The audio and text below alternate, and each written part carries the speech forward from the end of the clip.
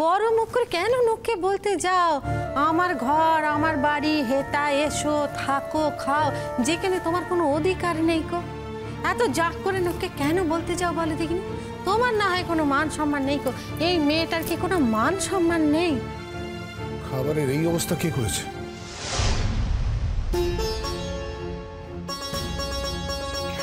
থাক বাবা, ছেড়ে দিন।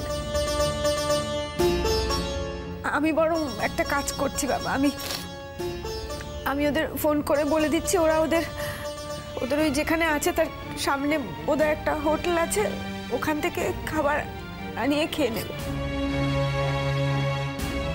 মানে আমার বোন এই একটু আগেই ফোন করেছিল, তখন ওই বলছিল যে রান্না করে পাঠাতে হবে না, আমরা ওখান থেকে খেয়ে নেব। তাহলে তাই বরং হোক, আমি ওদের ফোন করে বলে দিচ্ছি। শ্রেষ্ঠা, আমি জানতে চাইছি খাবারের এই অবস্থা কি করে হলো? কেন আমি ফেলে দিয়েছি। এই বাড়ি থেকে কোনো খাবার যাবে না।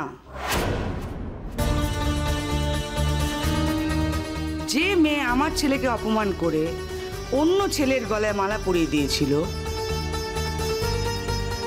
সেই মেয়ে আর তার স্বামীর জন্য আমাদের বাড়ি থেকে কোনো খাবার যাবে না। পরিষ্কার? আলবাত যাবে।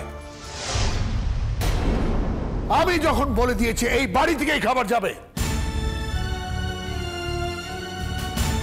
ভালো কি, তুমি কারোর কথায় কান দিও না, আবার করে সাজাও খাবার। দাদা, তুমি সব ব্যাপারে বৌদির মুখের উপর ভাবে কথা বলো কেন? বৌদিকে সবার সামনে ছোট করে তুমি কি আনন্দ পাও বলো তো? দাদা দাদা মাঝে মাঝে কথা তো একটু শুনবেন দাদা। আপনি তো সবার সামনে চোখে আঙুল দিয়ে দিদি ভাইয়ের কোনো দাম নেই সেটা বুঝিয়ে দিচ্ছেন।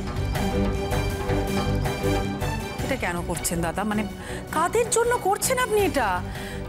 যারা কিনা আপনার কাছে পর ছিল তারাই এখন আপন হয়ে গেল।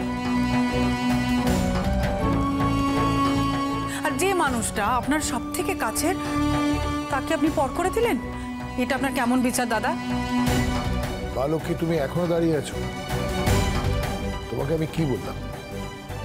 আবার খাবার সাজাও। তুমি কারোর কথায় কান দিও না প্লিজ। যাও তুমি। আমি 2 ঘন্টার জন্য এসেছি, বেশিক্ষণ আমি থাকতে পারবো না। তুমি খাবারটা সাজিয়ে দাও, আমি নিজে নিয়ে যাবো।